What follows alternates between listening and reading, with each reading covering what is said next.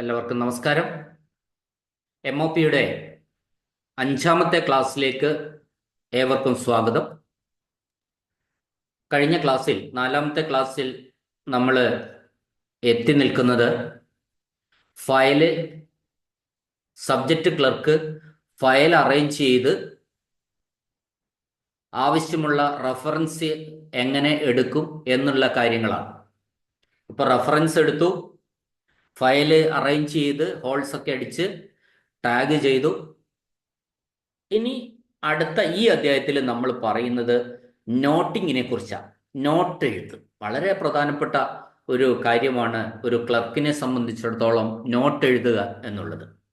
അതിന് നോട്ടിങ് അഥവാ കുറിപ്പെഴുത്ത് എന്ന് പറയും. അപ്പോൾ നോട്ടിങ്ങിൽ ഇപ്പോൾ സാധാരണ പിന്നെ പുതിയതായിട്ടുള്ള ക്ലർക്കുമാർക്കൊന്നും ഒരു പരിചയമില്ലാത്ത ഒന്നായിരിക്കും ഈ നോട്ട് എഴുത്ത് അഥവാ കുറിപ്പെഴുത്ത് എന്ന് പറയുന്നത്. അപ്പം അത്തരം ഒരു സാഹചര്യത്തിൽ നമ്മൾ എന്താണ് നോട്ട്? അപ്പോൾ ഈ ഫയല് പഠിക്കേണ്ട, നമുക്ക് കിട്ടിയിട്ടുള്ള ഈ കറണ്ട് ഫയല് പഠിക്കേണ്ട ഉത്തരവാദിത്വം ബന്ധപ്പെട്ട സെക്ഷൻ ക്ലർക്കിനാണ് ആദ്യം വരുന്നത്. ആ സെക്ഷൻ ക്ലർക്ക് അത് പഠിക്കാൻ വേണ്ടി, അതിലെ കാര്യങ്ങൾ തീരുമാനമെടുക്കാനുള്ള നിർദ്ദേശങ്ങൾ വെക്കാൻ വേണ്ടി ഒരുപാട് റഫറൻസുകൾ എടുത്തിട്ടുണ്ട്. പഴയകാല ബുക്കുകൾ എടുത്തിട്ടുണ്ട്, പഴയകാല ഗവൺമെൻറ് ഉത്തരവുകൾ, പഴയകാല ഫയലുകളൊക്കെ എടുത്തു റഫറൻസ് ആയിട്ട് എടുത്തിട്ടുണ്ട്. അതിൻ്റെ എല്ലാം വെച്ച്, ഈ കാര്യങ്ങളൊക്കെ വെച്ചിട്ടാണ് അദ്ദേഹം ഒരു നോട്ട് എഴുതുന്നത്. വളരെ സിമ്പിൾ കേസുകളിലുള്ള നോട്ടുകളുണ്ട്, വളരെ കോംപ്ലിക്കേറ്റഡ് ആയിട്ടുള്ള കേസുകൾ വരുമ്പോൾ അതിനനുസരിച്ച് നോട്ടുകൾ എഴുതേണ്ടതായിട്ടും വരും. ഈ നോട്ട് ശരിക്കും എന്താന്ന് പറഞ്ഞാൽ, കഴിഞ്ഞ ക്ലാസ്സിൽ നമ്മൾ പറഞ്ഞിരുന്നു ഒരു നോട്ട് ഫയലിന്റെ മുകളിൽ വെക്കേണ്ട പേപ്പർ മഞ്ഞ പേപ്പറാണെന്ന്. അങ്ങനെ കറണ്ട് ഫയൽ കെട്ടും പോലെ തന്നെ നോട്ട് ഫയലും കെട്ടി വെക്കണം. ഇപ്പം നോട്ട് ഫയലിൽ നമ്മൾ ലളിതമായിട്ടുള്ള നോട്ട് എഴുത്തുണ്ട്. ഞാനൊരു ലളിതമായ നോട്ട് എഴുത്ത് നിങ്ങളുടെ മുമ്പിൽ പറയുകയാണ്, വെറുതെ സിമ്പിളായിട്ട് ഒരു കാര്യം വന്നു. ഒരു ഓഫീസിൽ, വിദ്യാഭ്യാസ വകുപ്പിൻ്റെ ഒരു ഓഫീസിൽ, ഡിസ്ട്രിക്ട് ഓഫീസിൽ പ്രൊബേഷൻ ഡിക്ലെയർ ചെയ്യാൻ വേണ്ടിയിട്ട് ഒരു അപേക്ഷ വന്നു. പ്രൊബേഷൻ ഡിക്ലെയർ ചെയ്യാനുള്ള അപേക്ഷയും അദ്ദേഹത്തിൻ്റെ സർവീസ് ബുക്കും വന്നു. അപ്പോൾ സർവീസ് ബുക്കും ഇതും വന്നു കഴിഞ്ഞ് അത് ഈ പറഞ്ഞ മാതിരി തപാലിലെത്തി. തപാലിൽ നിന്ന് നമ്പർ എടുത്ത് സെക്ഷൻ സൂപ്പറിൻ്റെ അടുത്തെത്തി. സെക്ഷൻ സൂപ്പറിൻ്റെ ക്ലർക്കിന് കൊടുത്തു. ആ ക്ലർക്ക് ആ ഫയലിൽ ഈ PR ചേർത്തു. PR കറണ്ട് നമ്പറായി. ഇപ്പോൾ അതൊരു കറണ്ടായി. ഇനി ഈ കറണ്ട് കഴിഞ്ഞതിന് ശേഷം ടാഗൊക്കെ എടുത്ത് റെഡിയാക്കി അദ്ദേഹം ഈ ഫയലുകൾ മുഴുവൻ പരിശോധിച്ചു. നമുക്കറിയാം, ഒരു പ്രൊബേഷൻ ഡിക്ലെയർ ചെയ്യണമെങ്കിൽ ഒരു ഗവൺമെന്റ് സ്കൂളിലെ ഹൈസ്കൂൾ അധ്യാപകനാണ് ഈ പ്രൊബേഷൻ ഡിക്ലെയർ ചെയ്യാനുള്ള statement of declaration of completion of probation എന്ന് പറയുന്ന ആ സ്റ്റേറ്റ്മെന്റും അതിനോടനുബന്ധിച്ച രേഖകളും സർവീസ് ബുക്കും എല്ലാം കൂടി ഹാജരാക്കിയിട്ടുള്ളത്. അപ്പോൾ ഈ സെക്ഷൻ ക്ലർക്ക് ഇത് വിശദമായി പരിശോധിച്ചു. അപ്പോൾ നമുക്കറിയാം, ഈ പ്രൊബേഷൻ ഡിക്ലെയർ ചെയ്യണമെങ്കിൽ എന്തൊക്കെ വേണം? സർവീസ് ബുക്ക് കംപ്ലീറ്റ് ആയിരിക്കണം. കാര്യങ്ങളെല്ലാം PSC വെരിഫിക്കേഷൻ നടന്ന്, പോലീസ് വെരിഫിക്കേഷനും നടന്ന് അയാളെ സർവീസിൽ റെഗുലറൈസ് ചെയ്തിട്ടുണ്ടാവണം. ഒന്നാമത്തെ കാര്യമാണ്. സർവീസ് ബുക്കും ഇതെല്ലാം കംപ്ലീറ്റ് ആയിരിക്കണം. ഇയാളെ സർവീസിൽ റെഗുലറൈസ് ചെയ്തിട്ടുണ്ടാവും. ആ റെഗുലറൈസ് ചെയ്യുന്ന ആൾ അപ്പോയിന്റിംഗ് അതോറിറ്റി തന്നെയാണ്. ആ റെഗുലറൈസ് ചെയ്ത് കഴിഞ്ഞാൽ അതിനൊരു ഉത്തരവിടും. റെഗുലറൈസ് ചെയ്തതായിട്ട് ഒരു ഉത്തരവിടും. ആ ഉത്തരവ് നമ്മൾ ഈ സർവീസ് ബുക്കിൽ രേഖപ്പെടുത്തി വെക്കണം. അതാണ് ഒന്നാമത്തെ കാര്യം. നമുക്കറിയാം, 2 വർഷമാണ് ഇത്തരക്കാർക്ക് പ്രൊബേഷൻ പീരീഡ് എന്ന് പറയുന്നത്. ആ 2 വർഷം കംപ്ലീറ്റ് ആയിട്ടും വർക്ക് ചെയ്തിട്ടുണ്ടോ, അതർ ദാൻ കാഷ്വൽ ലീവ് ഉണ്ടോ എന്ന് സെക്ഷൻ ക്ലർക്ക് പരിശോധിച്ചു. ഇല്ല, അതർ ദാൻ കാഷ്വൽ ലീവ് ഇല്ല, കുഴപ്പമില്ല, അതും ഓക്കെയാണ്. പിന്നെ അധ്യാപകരുടെ പ്രൊബേഷൻ ഡിക്ലെയർ ചെയ്യണമെങ്കിലുള്ള മറ്റൊരു കണ്ടീഷൻ എന്താ? കൂള് എന്ന് പറയുന്ന IT പരീക്ഷ പാസ്സായിരിക്കണം. അപ്പൊ കൂളും ഈ ബന്ധപ്പെട്ട അധ്യാപകൻ പാസ്സായിട്ടുണ്ട്. ദെൻ കേട്ടറ്റ് 3, ഹൈസ്കൂൾ അധ്യാപകനാണ്, അതുകൊണ്ട് കേട്ടറ്റ് 3 പാസ്സായിരിക്കണം. അത് പാസ്സായിട്ടുണ്ട്. സർട്ടിഫിക്കറ്റ് നമ്പറും ബാക്കി കാര്യങ്ങളെല്ലാം വെച്ച് head of the institution attest ചെയ്തിട്ടുണ്ട്. അതും ക്ലിയർ ആണ്. ഹെഡ് ഓഫ് ദ ഇൻസ്റ്റിറ്റ്യൂഷൻ ഈ ഇദ്ദേഹത്തിന്റെ പ്രൊബേഷൻ ഡിക്ലെയർ ചെയ്യാൻ വേണ്ടി റെക്കമെൻഡ് ചെയ്തിട്ടുണ്ടോ? അതും ഉണ്ട്. പിന്നെ വിശദമായി പരിശോധിച്ച് നോക്കുമ്പോൾ ഇദ്ദേഹം ഈ 2 വർഷത്തിനിടയിൽ 2 സ്കൂൾ ട്രാൻസ്ഫർ ആയി മാറിയിട്ടുണ്ട്. 2 സ്കൂളിൽ നിന്ന് ട്രാൻസ്ഫറായി മാറിയിട്ടുണ്ട്. അപ്പൊ മൂന്നാമത്തെ സ്കൂളാണ് അദ്ദേഹം ഇപ്പോ വർക്ക് ചെയ്യുന്ന സ്കൂള് എന്ന് പറയുന്നത് മൂന്നാമത്തെ സ്കൂളാണ്. പിന്നെ അദ്ദേഹം ഇവർ നോക്കി സർവീസ് വെരിഫിക്കേഷൻ നടത്തിയിട്ടുണ്ടോ, അതൊരു പ്രധാനപ്പെട്ട കാര്യമാണ്.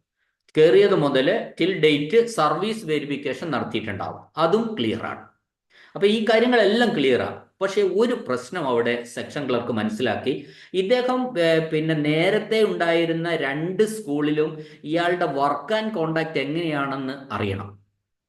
ആ വർക്ക് ആൻഡ് കോണ്ടാക്ട് സർട്ടിഫിക്കറ്റ് ഇയാൾ ആ സ്കൂളുകളിലെ 2 സ്കൂളുകളിലെയും സമർപ്പിച്ചിട്ടില്ല. നമുക്കറിയാം, ഒരു പ്രൊബേഷൻ ഡിക്ലെയർ ചെയ്യുമ്പോൾ അവര് എല്ലാ അർത്ഥത്തിലും ക്ലിയർ ആയിരിക്കണം. അങ്ങനെയുള്ള ആൾക്കാരുടെയാണ് പ്രൊബേഷൻ നമ്മൾ ഡിക്ലെയർ ചെയ്യുന്ന ഒരു നിരീക്ഷണ കാലമാണ് അത് ഡിക്ലെയർ ചെയ്യുന്നത്.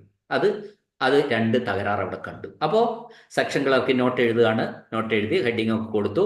നോട്ട് ഇന്ന സ്കൂളിലെ ഇന്ന തോമസ് എന്ന് പറയുന്ന അധ്യാപകൻ, HST ആയിട്ടുള്ള അധ്യാപകൻ പ്രൊബേഷൻ ഡിക്ലെയർ ചെയ്യുന്നതിനുള്ള സ്റ്റേറ്റ്മെന്റും സർവീസ് ബുക്കും സമർപ്പിച്ചിട്ടുണ്ട്. ആയത് വിശദമായി പരിശോധിച്ചതിന്റെ അടിസ്ഥാനത്തിൽ ഓരോന്നായി എഴുതുകയാണ്. ഇദ്ദേഹത്തെ റെഗുലറൈസ് ചെയ്ത ഉത്തരവ് സർവീസ് ബുക്കിൽ രേഖപ്പെടുത്തിയിട്ടുണ്ട്. കേട്ടിട്ട് പാസ്സായത് രേഖപ്പെടുത്തിയിട്ടുണ്ട്. സ്കൂള് പാസ്സായത് രേഖപ്പെടുത്തിയിട്ടുണ്ട്. സർവീസ് വെരിഫിക്കേഷൻ നടത്തിയിട്ടുണ്ട്. പിന്നെ ഹെഡ് മാസ്റ്റർ പിന്നെ റെക്കമെൻഡ് ചെയ്തിട്ടുണ്ട്. എന്നാൽ ഇദ്ദേഹം ഇതിനു മുന്നേ വർക്ക് ചെയ്ത 2 സ്കൂളുകളിലെ വർക്ക് ആൻഡ് കോണ്ടാക്ട് സർട്ടിഫിക്കറ്റുകൾ ഹാജരാക്കിയിട്ടില്ല. ഈ കാര്യത്തിൽ എന്ത് തീരുമാനം എടുക്കണം എന്ന് നിർദ്ദേശിച്ചാലും വെച്ചു കൊടുക്കാണ്. ഒരു ഓഫീസ് മേധാവിക്ക് കൊടുക്കുകയാണ്. അപ്പോൾ ആ ഓഫീസ് മേധാവിക്ക് എഴുതാം, ഈ സർവീസ് ബുക്കും ബാക്കി കാര്യങ്ങളെല്ലാം തിരിച്ചു കൊടുക്ക്, റിട്ടേൺ ചെയ്യുക, റീസബ്മിറ്റ് ചെയ്യാൻ വേണ്ടി ആവശ്യപ്പെടാം എന്ന് സൂപ്രണ്ട് മുഖാന്തരം. ഈ നോട്ട് മനസ്സിലാകാൻ വേണ്ടി ഞാൻ ജസ്റ്റ് ഒരു എക്സാമ്പിൾ പറഞ്ഞു എന്ന് മാത്രമേ ഉള്ളൂ. ഇതിൽ വലിയ നോട്ടുകൾ, വളരെ ഡീപ്പായിട്ട് കാര്യങ്ങൾ പഠിച്ചെഴുതേണ്ട ഒരുപാട് നോട്ടുകളൊക്കെ വേറെ വരും പല കേസുകളിൽ. അപ്പോൾ അത് നോട്ട് എഴുതി, ഈ കാര്യങ്ങളൊക്കെ എഴുതി, അവസാനം എഴുതിയത് എന്താണ്, ഈ കാര്യത്തിൽ എന്ത് സ്വീകരിക്കണമെന്ന് നിർദ്ദേശിച്ചാലും ഈ നിർദ്ദേശിക്കേണ്ടത് സുപ്പീരിയർ ഓഫീസറാണ്. അതായത് നമ്മളുടെ ഓഫീസ് മേധാവിക്ക് കൊടുത്തിരിക്കുകയാണിത്. അപ്പോൾ ഓഫീസ് മേധാവി അതിൻ്റെ നോട്ടിൻ്റെ ഇടതുവശത്ത് എഴുതി TM വഴി, ടെലിഫോൺ മെസ്സേജ് വഴി ഇവരെ വിവരം അറിയിച്ച് ഈ കോണ്ടാക്ട് സർട്ടിഫിക്കറ്റ് എത്തിക്കാൻ ആവശ്യപ്പെടുക. വളരെ കാര്യമായിട്ടാണ് പറഞ്ഞത്. അപ്പോൾ ഈ ഫയൽ തിരിച്ചയക്കാൻ പറഞ്ഞില്ല, മറിച്ച് ആ അഡീഷണലായിട്ട് വേണ്ട ആ 2 റിക്വയർമെന്റ്സ് 2 സ്കൂളുകളിലെയും വർക്ക് ആൻഡ് കോണ്ടാക്ട് സർട്ടിഫിക്കറ്റുകൾ എത്തിക്കാൻ ആവശ്യപ്പെടുക എന്ന് പറഞ്ഞിട്ടാണ് ഈ ഫയൽ ഇങ്ങോട്ട് തിരിച്ചു വന്നിരിക്കുന്നത്. നിങ്ങൾക്ക് ഇത് നോട്ട് എന്താണെന്ന് മനസ്സിലായിട്ടുണ്ട്. അപ്പൊ ഈ കാര്യങ്ങളൊക്കെ, അപ്പോൾ ഇത് ഒറ്റയടിക്ക് ഇത് അവിടെ ചെന്നിട്ട് ഈ ഓഫീസ് മേധാവി പിന്നെ കോണ്ടാക്ട് സർട്ടിഫിക്കറ്റ് ഉണ്ടോ, സ്കൂള് പാസ്സായിട്ടുണ്ടോ, കേട്ടിട്ട് ഇതൊന്നും നോക്കുന്നില്ല. അപ്പോൾ ക്ലർക്ക് എഴുതിയത് പൂർണ്ണമായി വിശ്വസിച്ചു. ക്ലർക്ക് പറയുന്ന കാര്യങ്ങൾ കേട്ടു, അതെല്ലാം നോക്കി അവസാനം അയാൾക്ക് മനസ്സിലായി ജസ്റ്റ് എല്ലാം ഒന്ന് മറിച്ച് നോക്കിയിട്ട് അത് രേഖപ്പെടുത്തി ഇന്ന കാര്യം. അപ്പോൾ ഈ ഒരു ഫയലിൽ അന്തിമ തീരുമാനമെടുക്കാൻ സഹായകരമാകുന്ന ഒന്നാണ് നമ്മളുടെ നോട്ട് എന്ന് പറയുന്നത്. നമ്മൾ ഇപ്പം നോട്ട് മനസ്സിലായിട്ടുണ്ടാവുമെന്നാണ് ഞാൻ വിചാരിക്കുന്നത്. എന്നതിന് ശേഷം ഈ ടെലിഫോൺ മെസ്സേജ് കൊടുത്ത് ആ 2 കാര്യങ്ങളും തിരിച്ചു കൊണ്ടുവരുമ്പോൾ വീണ്ടും ഇതുമാതിരി PR-ലെ കാര്യങ്ങളൊക്കെ ചേർത്ത് അങ്ങോട്ട് കൊടുക്കുമ്പോൾ നമ്മൾ എന്തെഴുതും, PR-ലെ 7ാമത്തെ കോളത്തിൽ നമ്മൾ TM എഴുതും. ഒരു ഇടക്കാല പരാമർശം നമ്മൾ ഈ ഫയലിൽ നടത്തിയിട്ടുണ്ട്. അപ്പം നമ്മൾ TM എന്ന് 7ാമത്തെ കോളത്തിൽ എഴുതും. അതിൻ്റെ മറുപടിയായിട്ട് രണ്ട് ദിവസം കൊണ്ട് തന്നെ അവിടുത്തെ വർക്ക് ആൻഡ് കോണ്ടാക്ട് സർട്ടിഫിക്കറ്റ് കൊണ്ടുവന്നു. അപ്പം നമ്മൾ 8ാമത്തെ കോളത്തിൽ വീണ്ടും അത് കാര്യങ്ങൾ ഡീറ്റെയിൽ എഴുതി ചേർക്കും. അതിനുശേഷം ഫയല് വീണ്ടും നമ്മൾ പുട്ടപ്പ് ചെയ്യാണ്, പുതിയ നോട്ട് എഴുതി വീണ്ടും സമർപ്പിക്കുകയാണ് ചെയ്യുന്നത്. ഇനി ഒരു നോട്ട് എഴുതുമ്പോൾ, നോട്ട് മനസ്സിലായിട്ടുണ്ടാവും നിങ്ങൾക്ക്. നോട്ട് എഴുതുമ്പോൾ ഇത് നമ്മൾ നോട്ടിന്റെ കറക്റ്റ് വലിയ നോട്ടിന്റെ എക്സാമ്പിൾ ഒന്നും അല്ല. ഞാനൊരു കാര്യം നമ്മൾ ഒരു സെക്ഷൻ ക്ലർക്കാണ് വിശദമായിട്ട് പഠിക്കേണ്ടത്. അത് പഠിച്ചതിന്റെ അടിസ്ഥാനത്തിൽ അദ്ദേഹം ആ കാര്യങ്ങളൊക്കെ വിശദമായി നോട്ട് ഫയലിൽ എഴുതി സമർപ്പിച്ച ഒരു കാര്യമാണ് ഞാനിവിടെ ഇപ്പോൾ പറഞ്ഞത്. ഇനി നോട്ട് ഫയലിൽ എത്ര മാർജിൻ ഇടണമെന്നാണ്. നോട്ട് ഫയലിൽ ഒരു പേപ്പറിന്റെ ഇരുവശങ്ങളിൽ എഴുതാം. ഇരുവശങ്ങളിലും 1/3 ഭാഗം അഥവാ 1/3 ഭാഗം മാർജിൻ ഇടേണ്ടതാണ്. ഇനി ഈ മാർജിൻ എന്തിനാണെന്ന് വെച്ചാൽ ഓഫീസ് മേധാവിക്ക് ഈ നോട്ടിൽ എന്തെങ്കിലും സംശയങ്ങളൊക്കെ വരുമ്പോൾ അദ്ദേഹം ഇടതുഭാഗത്ത് അത് കുറിക്കും. ചോദ്യങ്ങളായിട്ടായിരിക്കും ചിലപ്പോൾ ചോദിക്കുക. അത്തരം ചോദ്യങ്ങൾ എഴുതാൻ വേണ്ടിയാണ് ഈ 1/3 ഭാഗം മാർജിൻ കൊടുത്തിരിക്കുന്നത്. ആ മാർജിൻ ശരിക്കും മാർജിനിലാണ് ആര് ഈ ഓഫീസ് മേധാവി, ഹെഡ് ഓഫ് ഓഫീസ് ചോദ്യങ്ങൾ ചോദിക്കുന്നത്. അങ്ങനെ ചോദ്യങ്ങൾ ചോദിച്ചാൽ ഈ സെക്ഷൻ ക്ലർക്കിൽ എത്തുമ്പോൾ സെക്ഷൻ ക്ലർക്ക് മറുപടി എഴുതുന്നത് എന്താണെന്ന് വെച്ചാൽ കഴിഞ്ഞ നോട്ട് അവസാനിച്ചതിന്റെ തുടർച്ചയായിട്ടാണ് ഇതിനുള്ള മറുപടി എഴുതേണ്ടത്. ഇനി കുറിപ്പ് ഫയല്, ഇപ്പൊ ഈ നോട്ട് ഫയല് അടുക്കി വെക്കുമ്പോൾ എന്തെല്ലാം കാര്യങ്ങൾ ശ്രദ്ധിക്കണമെന്നാണ് അടുത്ത കാര്യത്തിൽ പറയുന്നത്. ഒന്ന്, മഞ്ഞ കടലാസ് ആയിരിക്കണം മുകളിൽ വെക്കുന്നത്. നമ്മൾ നേരത്തെ പറഞ്ഞു നോട്ട് ഫയലിന്റെ മുകളിൽ മഞ്ഞ കടലാസും കറണ്ട് ഫയലിന്റെ മുകളിൽ നീല കടലാസും വെക്കേണ്ടത്. അപ്പൊ നോട്ട് ഫയലിന്റെ മുകളിൽ മഞ്ഞ കടലാസ് ഉണ്ടായിരിക്കണം. കറണ്ട് ഫയലിലെ പോലെ തന്നെ പേജുകൾ കൂട്ടിക്കട്ടണം. രണ്ടും രണ്ടാക്കിയാ വെക്കുക നമ്മൾ നേരത്തെ പറഞ്ഞിരുന്നു. കറണ്ട് ഫയലും നോട്ട് ഫയലും വേറെ വേറെ തന്നെ നമ്മൾ വെക്കുക. ഇത് രണ്ട് അതുപോലെ തന്നെ ഇതും കൂട്ടിക്കട്ടണം. പിന്നെ ഈ നോട്ട് ഫയലിന്റെ മുകളിൽ ഏറ്റവും തലപ്പത്തായിട്ട് ഒരു ടൈറ്റിൽ ചുവന്ന മഷി കൊണ്ട് ശീർഷകം, അതായത് ഹെഡിങ് എഴുതണം. പിന്നെ ഉള്ളത് അതിൽ കൂടാതെ അതിന്റെ റഫറൻസ് നമ്പറും ഡേറ്റും ചുവന്ന മഷിയിൽ എഴുതണം. ഇത്രയും കാര്യങ്ങളാണ് നമ്മൾ കുറിപ്പ് ഫയല് അടുക്കി വെക്കുമ്പോൾ ശ്രദ്ധിക്കേണ്ട കാര്യം പറഞ്ഞിട്ടോ. കുറിപ്പ് തയ്യാറാക്കുമ്പോഴല്ല, കുറിപ്പ് ഫയൽ അടുക്കി വെക്കുമ്പോൾ ശ്രദ്ധിക്കേണ്ട കാര്യങ്ങൾ. ഇനി നോട്ട് എഴുതുമ്പോൾ ശ്രദ്ധിക്കേണ്ട കാര്യങ്ങൾ എന്തൊക്കെയാണ്? ഏതെങ്കിലും വിഷയവുമായി ബന്ധപ്പെട്ട കുറിപ്പ് ഫയലിന്റെ ആരംഭം മുതൽ തുടർച്ചയായി അന്തിമ തീരുമാനം എടുക്കുന്നത് വരെ തുടർച്ചയായിട്ട് എഴുതണം. എന്നാലേ അതിൽ കൃത്യമായ കാര്യങ്ങൾ മനസ്സിലാവുള്ളൂ. ഒരിക്കൽ നോട്ട് എഴുതി ഹെഡ് ഓഫ് ഓഫീസിന് അദ്ദേഹം ഒരു 2 സംശയങ്ങൾ ചോദിച്ചു, അദ്ദേഹം കുറച്ച് നിർദ്ദേശങ്ങൾ തന്നു, അത് പരിഹരിക്കാൻ വേണ്ടി വീണ്ടും അടുത്ത അതിൻ്റെ നടപടികൾ എടുത്തു, അതിനുശേഷം അടുത്തത് എഴുതി. അങ്ങനെ എഴുതി തുടർച്ചയായിട്ട് എഴുതി പോകണം. ആരംഭം മുതൽ, അതായത് തീരുമാനം എടുക്കുന്നത് വരെ, ഡിസ്പോസൽ ആകുന്നത് വരെ തുടർച്ചയായിട്ട് എഴുതി പോകണം എന്നാണ് ഞാൻ പറഞ്ഞത്. ഇനി പാരഗ്രാഫുകളായിട്ടാണ് നോട്ട് എഴുതേണ്ടത്. ഈ പാരഗ്രാഫുകൾക്ക് നമ്പർ ഇടണം. പാരഗ്രാഫ് നമ്പറുകൾ ഇടണം. ഓരോ പാരഗ്രാഫ് തീരുമ്പോഴും പാരഗ്രാഫുകളായിട്ടാണ് എഴുതി പോകേണ്ടത്. പാരഗ്രാഫുകൾക്ക് നമ്പർ ഇടണം. പാരഗ്രാഫുകൾ എഴുതി കഴിയുമ്പോൾ അതിൻ്റെ ഇടതു മൂലയിൽ ക്ലർക്ക് ചുരുക്കൊപ്പിടണം. ഡേറ്റഡ് സിഗ്നേച്ചർ, അത് ചെറിയ ഒപ്പാണ് ഇടേണ്ടത്. അത് ഡേറ്റ് ഇട്ട് ചെറിയ ഒപ്പ് ഇടേണ്ടതാണ് പാരഗ്രാഫ് തീരുമ്പോൾ. അപ്പോൾ ഇതുപോലെ നോട്ടും ഇങ്ങനെ തന്നെയാണ്. നോട്ട് ഉത്തരവാകുന്നത് വരെ ഒരു നോട്ട് എഴുതിയ കൊണ്ടോ ഒരു പാരഗ്രാഫ് എഴുതിയ കൊണ്ടോ ഒരു കറണ്ട് ഫയലിൽ അന്തിമ തീരുമാനമാകണമെന്നില്ല. ഒരുപക്ഷെ ഒരുപാട് പാരഗ്രാഫുകൾ ഇതുമായി ബന്ധപ്പെട്ട് നമ്മൾ തീർച്ചയായിട്ട് ഒരിക്കൽ കൊടുത്തു, ഹെഡ് ഓഫ് ഓഫീസ് അടുത്ത സംശയം ഉന്നയിച്ചു, വീണ്ടും ചില നിർദ്ദേശങ്ങൾ തന്നു. ഇതെങ്ങനെ വരുമ്പോൾ ഒരുപാട് പാരഗ്രാഫുകൾ നമ്മൾ ഈ തീരുമാനത്തിന് വേണ്ടി എഴുതേണ്ടതായിട്ട് വരും. അപ്പോൾ അത്തരം ഒരു സാഹചര്യത്തിൽ നോട്ട് ഉത്തരവിടുന്നത് വരെ പാരഗ്രാഫുകളായിട്ട് തന്നെ എഴുതി പോകണം. ഇനി തീരുമാനം ആയിക്കഴിഞ്ഞാൽ, ഈ നോട്ടെല്ലാം എഴുതി അവസാന തീരുമാനത്തിൽ എത്തിക്കഴിഞ്ഞാൽ നോട്ടിന്റെ അവസാനം type of disposal and date, ഞാൻ പറഞ്ഞല്ലോ നേരെ RD എന്ന് പറയും, RDKL എന്നൊക്കെ പറയുന്ന ഏത് അക്ഷരത്തിലാണോ ഡിസ്പോസൽ വന്നിരിക്കുന്നത് ആ ഡിസ്പോസൽ ഫയൽ ഏത് തരത്തിലുള്ളതാണെന്ന് എഴുതണം. അതിന്റെ ഡേറ്റും ഈ ഏതിന്റെ അവസാനം, നോട്ട് ഫയലിന്റെ നോട്ട് എഴുതിയതിന്റെ അവസാനം എഴുതണം. അപ്പോൾ ഇത് അവസാനം ഇനിയിപ്പോൾ ഈ നോട്ട് കഴിഞ്ഞാൽ വരുന്ന ഒരു കാര്യം എന്താണെന്ന് പറഞ്ഞാൽ ഡ്രാഫ്റ്റാണ്. ഡ്രാഫ്റ്റ്, അതായത് ആ ഉത്തരവാണ് ശരിക്കും ഈ ഡ്രാഫ്റ്റ് ആയിട്ട് എഴുതുന്നത്. നോട്ട് അംഗീകരിച്ചു കഴിഞ്ഞാൽ, ഓഫീസ് മേധാവി നോട്ട് അംഗീകരിച്ചു കഴിഞ്ഞാൽ അടുത്തതാണ് നമ്മൾ ഡ്രാഫ്റ്റിങ്ങിലേക്ക് പോകും. അപ്പം ഡ്രാഫ്റ്റ് എഴുതാൻ ചില കാര്യങ്ങൾ, ചില കേസുകളിൽ നോട്ടിനൊപ്പം ഡ്രാഫ്റ്റും എഴുതി പോകാറുണ്ട്. അത് അത്തരം എന്ന് പറഞ്ഞാൽ നമ്മളുടെ ഒരു നിർദ്ദേശത്തിന്റെ ആവശ്യമില്ല, നമുക്ക് വ്യക്തമാണ് കാര്യങ്ങൾ ഇതിങ്ങനെ തന്നെയാണ് ഒന്ന്. അല്ല എങ്കിൽ വളരെ സിമ്പിൾ കേസുകളാണെങ്കിൽ നോട്ടിനൊപ്പം തന്നെ ഡ്രാഫ്റ്റും എഴുതി കൊടുക്കാറുണ്ട്. അത് നമ്മൾ ഓർമ്മിക്കുക. എങ്ങനെയുള്ള കേസുകളിലാണ് ഇത് നോട്ടും ഡ്രാഫ്റ്റും ഒരുമിച്ചിരുന്നത്? ഒന്നുകിൽ സിമ്പിൾ കേസുകളായിരിക്കും, അല്ലെങ്കിൽ വളരെ വ്യക്തമായിരിക്കും, ആ കാര്യത്തിൽ ഒരു സംശയമില്ല, വ്യക്തമായ കാര്യം വ്യക്തമായിരിക്കുന്ന സാഹചര്യത്തിലും ഇങ്ങനെ വരാറുണ്ട്. ഇനി ഇതുമായിട്ട് ബന്ധപ്പെട്ട 2-3 ചോദ്യങ്ങൾ കൂടി ഞാൻ പറയുകയാണ്. ചോദ്യങ്ങൾ പറഞ്ഞ കണ്ടന്റ് ചോദ്യരൂപത്തിലാക്കി പറയുന്നു എന്ന് മാത്രമേ ഉള്ളൂ. കുറച്ചുകൂടി ഒന്ന് മനസ്സിലാക്കിക്കോട്ടെ എന്ന് വിചാരിച്ചു മാത്രം. ഒരു നോട്ട് എഴുതുന്ന ഫുൾ സ്കാപ്പ് പേപ്പറിന്റെ 2 വശത്തും എത്ര മാർജിനാണ് ഇടേണ്ടത്? നമ്മളിപ്പോൾ പറഞ്ഞതാണ് 1/3 മാർജിനാണ് കൊടുക്കേണ്ടത്.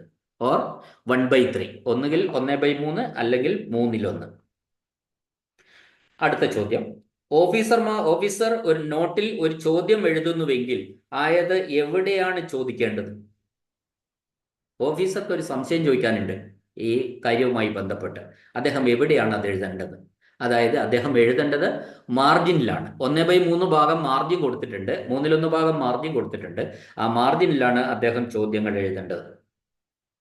അടുത്ത ചോദ്യം, നോട്ടില് ഓഫീസർ ഒരു ചോദ്യം ചോദിച്ചാൽ അതിന്റെ മറുപടി എവിടെയാണ് സെക്ഷൻ ക്ലർക്ക് എഴുതേണ്ടത്? ചോദ്യങ്ങൾക്കുള്ള മറുപടി എഴുതേണ്ടത് സെക്ഷൻ ക്ലർക്കാണ്. അപ്പൊ നോട്ടില് സെക്ഷൻ ക്ലർക്ക് മറുപടി എഴുതേണ്ടത് ഇന്നലെ കഴിഞ്ഞ ദിവസം നോട്ട് അവസാനിപ്പിച്ചതിന്റെ തുടർച്ചയായിട്ട് തന്നെയാണ് മറുപടിയും എഴുതേണ്ടത്. ഇനി കുറിപ്പ് ഫയൽ അടുക്കി വെക്കുമ്പോൾ ശ്രദ്ധിക്കേണ്ട കാര്യങ്ങൾ ഏവ? നമുക്ക് ഈ ഒബ്ജക്റ്റീവ് ടൈപ്പ് ചോദ്യമാണ്, മൾട്ടിപ്പിൾ ചോയ്സ് ആണെങ്കിൽ പോലും ചില കാര്യങ്ങളിൽ നമുക്ക് 3-4 എണ്ണം 3 സ്റ്റേറ്റ്മെന്റ് തന്നിട്ട് ഓൾ ദി അബോവ് പറയും. അങ്ങനത്തെ ചോദ്യം. അപ്പോൾ ചിലപ്പോൾ നമ്മൾ ഒറ്റവാക്കുകളായിരിക്കില്ല പഠിക്കേണ്ടത്, അതിലെ കാര്യങ്ങൾ മാത്രം പഠിക്കേണ്ടി വരും. അപ്പൊ അത്തരം ഒരു ചോദ്യമാണ് കുറിപ്പ് ഫയൽ അടുക്കി വിളിക്കുമ്പോൾ ശ്രദ്ധിക്കേണ്ട കാര്യങ്ങൾ എന്തൊക്കെയാണ്? കാര്യങ്ങൾ നമ്മൾ പറഞ്ഞു തന്നെയാണ് ഇപ്പോൾ. ഒന്ന്, മഞ്ഞ കടലാസ് പുറത്ത് വെക്കണം. നോട്ട് ഫയലിന്റെ പുറത്ത് മഞ്ഞ കടലാസ് വെക്കണം. പിന്നെ കറണ്ട് ഫയൽ പോലെ തന്നെ പേജുകൾ കൂട്ടിക്കെട്ടണം. ആദ്യ പേജിൽ ചുവന്ന മഷി കൊണ്ട് ടൈറ്റിൽ കൊടുക്കണം. റഫറൻസും റഫറൻസ് നമ്പറും ഡേറ്റും ചുവന്ന മഷിയിൽ എഴുതണം. ഇനി അതാണ് കുറിപ്പ് ഫയൽ അടുക്കി വെക്കുമ്പോൾ ശ്രദ്ധിക്കേണ്ട കാര്യങ്ങൾ. ഇനി കുറിപ്പ് എഴുതുമ്പോൾ, നോട്ട് എഴുതുമ്പോൾ ശ്രദ്ധിക്കേണ്ട കാര്യങ്ങൾ എന്തെല്ലാം? ആരംഭം മുതൽ അവസാനം വരെ തുടർച്ചയായി നോട്ട് എഴുതുന്ന ഒരു രീതി ഉണ്ടാവണം. അതായത് തുടക്കത്തിൽ നോട്ട് എഴുതി അതിന്റെ അന്തിമ തീരുമാനം ആകുന്നത് വരെ തുടർച്ചയായിട്ട് എഴുതുന്ന ഒരു രീതിയായിരിക്കണം. ഖണ്ഡികകൾക്ക് നമ്പർ ഇടണം. പാരഗ്രാഫ് നമ്പർ ഇട്ട് പോകണം. ഓരോ കുറിപ്പിന്റെയും താഴെ, ഓരോ ദിവസം ഓരോ കാര്യത്തിൽ എഴുതുന്ന കുറിപ്പിന്റെയും താഴെ ഇടതുമൂലയിൽ ക്ലർക്ക് ചെറിയ ഒപ്പും ആ ഡേറ്റും ഇടേണ്ടതാണ്. പിന്നെ നോട്ട് ഉത്തരവിടുന്നത് വരെ തുടർച്ചയായിട്ട് എഴുതി പോകണം, പാരഗ്രാഫുകളായിട്ട് എഴുതി പോകണം. ഇത്രയും കാര്യങ്ങളാണ് നോട്ട് എഴുതുമ്പോൾ ശ്രദ്ധിക്കേണ്ട കാര്യങ്ങളായിട്ട് നമ്മൾ പറയുന്നത്. അടുത്ത ചോദ്യം, ഒരു ഫയലിൽ നിർദ്ദേശങ്ങൾ നൽകാനോ സൂചനകൾ നൽകാനോ വിമർശിക്കാനോ ഉള്ള അധികാരം ആർക്കുള്ളതാണ്? അത്തരം കാര്യങ്ങൾ ചെയ്യേണ്ട ഒരു ചുമതലയോ അധികാരമോ എന്തോ ആവട്ടെ, അത് ആർക്കുള്ളതാണ്? അത് ഉയർന്ന ഉദ്യോഗസ്ഥർക്ക്, സുപ്പീരിയർ ഓഫീസർമാർക്ക് ഉള്ളതാണ്. നിർദ്ദേശങ്ങൾ നൽകാനും കമന്റുകൾ പറയാനും ഒക്കെയുള്ള ഒരു അധികാരം എന്ന് പറയുന്നത്. അടുത്ത ചോദ്യം, എപ്പോഴാണ് കുറിപ്പിനൊപ്പം നക്കൽ കൂടി തയ്യാറാക്കാൻ? നക്കൽ എന്ന് പറഞ്ഞാൽ ഡ്രാഫ്റ്റ്. കുറിപ്പ് കഴിഞ്ഞിട്ടാണ് ശരിക്കും ഡ്രാഫ്റ്റ് വരേണ്ടത്. എന്താ ഇവിടെ പറയാനുള്ള കാരണം? എപ്പോഴാണ് കുറിപ്പിനോടൊപ്പം ഡ്രാഫ്റ്റും കൂടി സമർപ്പിക്കാവുന്നത്? ഞാൻ പറഞ്ഞല്ലോ, കുറിപ്പ് കഴിഞ്ഞ് സാധാരണഗതിയിൽ വലിയ കോംപ്ലിക്കേറ്റഡ് കേസുകളിലൊക്കെ തന്നെ കുറിപ്പ് എഴുതി അത് സൂപ്രണ്ടിന് കൊടുക്കും. ആ കുറിപ്പ് എഴുതി സൂപ്രണ്ടിന് കൊടുത്തു കഴിഞ്ഞാൽ സൂപ്രണ്ട് ആ കുറിപ്പിൽ എന്തെങ്കിലുമൊക്കെ പോരായ്മകൾ ഉണ്ടെങ്കിൽ അതുകൂടി എഴുതിയിട്ട് വീണ്ടും ഹെഡ് ഓഫ് ഓഫീസിൽ കൊടുക്കും. ആ കുറിപ്പ് അംഗീകരിച്ച് ഹെഡ് ഓഫ് ഓഫീസിന്റെ അടുത്തുനിന്ന് അംഗീകരിച്ച് തിരിച്ചു വന്നാലാണ് സെക്ഷൻ ക്ലർക്ക് ഡ്രാഫ്റ്റിംഗ് തുടങ്ങാൻ പാടുള്ളൂ. അങ്ങനെ ഡ്രാഫ്റ്റ് എഴുതി, അതുപോലെ തന്നെ ഈ ഡ്രാഫ്റ്റ് എഴുതി, ഡ്രാഫ്റ്റ് എന്ന് പറഞ്ഞാൽ അവസാന ഉത്തരവിന്റെ കോപ്പി തന്നെയാണ് യഥാർത്ഥത്തിൽ വരിക. അത് എഴുതി സൂപ്രണ്ടിന് സമർപ്പിക്കും. സൂപ്രണ്ട് ആ ഡ്രാഫ്റ്റിൽ എന്തെങ്കിലും പോരായ്മകൾ ഉണ്ടെങ്കിൽ അതുകൂടി കറക്റ്റ് ചെയ്ത് വീണ്ടും ഹെഡ് ഓഫ് ഓഫീസിന് സമർപ്പിക്കും. അങ്ങനെയാണ് ഡ്രാഫ്റ്റ് അംഗീകരിക്കുന്ന ഒരു രീതി. എന്നാൽ ചില കാര്യങ്ങളിൽ, ചില സന്ദർഭങ്ങളിൽ, ചില അവസരങ്ങളിൽ നമ്മൾ ഈ നോട്ടിനൊപ്പം തന്നെ ഡ്രാഫ്റ്റും സമർപ്പിക്കാം. അത് ഏതൊക്കെ സാഹചര്യങ്ങളിലാണ് നോട്ടിനൊപ്പം ഡ്രാഫ്റ്റും സമർപ്പിക്കാൻ കഴിയുന്നത് എന്നാണ് ചോദ്യം. അത് ഉത്തരം ഇതാണ്. ഒന്ന്, ഇൻ സിമ്പിൾ കേസസ്, ലഘുവായ കാര്യങ്ങൾ, ആർക്കും വളരെ ചെറിയ ചെറിയ കാര്യങ്ങളിൽ അല്ലെങ്കിൽ വളരെ കാര്യങ്ങൾ വളരെ വ്യക്തമാണ്, അതിലൊരു സംശയവുമില്ല. അത്തരം കാര്യങ്ങളിൽ വരുമ്പോൾ, ലഘുവായ കാര്യങ്ങൾ വരുമ്പോൾ, അല്ലെങ്കിൽ വ്യക്തമായിട്ട് കാര്യങ്ങൾ വളരെ വ്യക്തമായെന്ന് എന്നുള്ളത് വരുമ്പോഴും നമുക്ക് എന്ത് ചെയ്യാം? കുറിപ്പിന്റെ ഒപ്പം ഡ്രാഫ്റ്റ് കൂടി നമുക്ക് തയ്യാറാക്കി കൊടുക്കാവുന്നതാണ്. ഇനി മറ്റൊരു ചോദ്യം, ഒരു വിഷയം കൈകാര്യം ചെയ്യുമ്പോൾ പ്രത്യേകം കൈകാര്യം ചെയ്യേണ്ടതായ പുതിയ വിഷയം ഉണ്ടാകുകയാണെങ്കിൽ എന്ത് ചെയ്യണം? അപ്പോൾ ഒരു കേസ് നമ്മൾ കൈകാര്യം ചെയ്യുമ്പോൾ വേറൊരു കേസ് രൂപപ്പെട്ടു, അത് പ്രത്യേകം കൈകാര്യം ചെയ്യേണ്ട കേസ് തന്നെയാണെങ്കിൽ നമ്മൾ എന്ത് ചെയ്യണം? അപ്പോൾ അതിനു മാത്രമായിട്ട് ഉത്തരം ഇതാണ്. അതിനു മാത്രമായിട്ട് പ്രത്യേക ഒരു ഫയല് ഓപ്പൺ ചെയ്യണം. അതിനെ ഒരു ന്യൂ കേസായിട്ട് നമ്പർ ഇടണം. ഓപ്പണിങ് എ ഫ്രഷ് ഫയൽ, പുതിയ ഒരു കേസായിട്ട് പരിഗണിച്ച് നമ്പർ ഇട്ട് പുതിയ കേസായിട്ട് ഫയൽ ഓപ്പൺ ചെയ്യണം എന്നാണ് അതിൻ്റെ ഉത്തരം. ഈ ചാപ്റ്ററിൽ നോട്ടിംഗ് ആയിരുന്നു നമ്മളുടെ വിഷയം. നോട്ടെഴുത്ത് എങ്ങനെയാണ്, അത് കുറിപ്പെഴുത്ത് എങ്ങനെയാണ് എന്നതിൻ്റെ ഒരു ഏകദേശ രൂപം കിട്ടുന്ന രീതിയിലാണ് ഈ കാര്യങ്ങൾ ഞാൻ വിശദീകരിച്ചത്. തീർച്ചയായിട്ടും നിങ്ങൾക്കത് അതിൻ്റെ ഒരു ഔട്ട്ലൈൻ കിട്ടിയിട്ടുണ്ടാവുമെന്ന് ഞാൻ വിചാരിക്കുന്നു. ഈ ക്ലാസ് കേട്ട എല്ലാവർക്കും വിജയാശംസകൾ നേർന്നുകൊണ്ട് വീണ്ടും വീണ്ടും ഈ ക്ലാസ്സുകൾ കേട്ട് മനസ്സിൽ ഉറപ്പിക്കണം കാര്യങ്ങൾ എന്ന ഒരു അഭ്യർത്ഥനയോടെ നിർത്തുന്നു. നന്ദി, നമസ്കാരം.